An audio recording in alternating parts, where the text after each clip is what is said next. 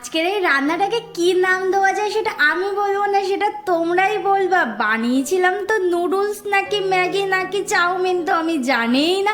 দেখো, প্রথমে শীতের সবজিগুলো গাজর, বিনস, ক্যাপসিকাম, মটরশুঁটিগুলোকে ভালো করে কেটে নিয়েছিলাম।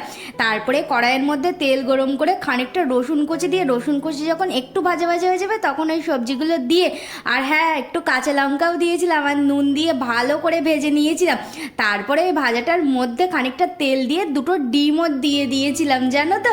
তারপরে ডিমগুলোর ওপরে খানিকটা নুন ছড়িয়ে দিয়ে, খানিকটা না, একটু সামান্য পরিমাণেই নুন ছড়িয়ে দিয়ে তারপরে ওতে দিয়ে দিয়েছিলাম ওই যে ম্যাগিটা সিদ্ধ করে রেখেছিলাম না, ওই ম্যাগিটা। আর হ্যাঁ, একটু পেঁয়াজও দিয়েছিলাম ওপর থেকে। উফ, কি যে সুন্দর খেতে হয়েছিল না এই জিনিসটা, আর কি আর তোমাদেরকে বলবো।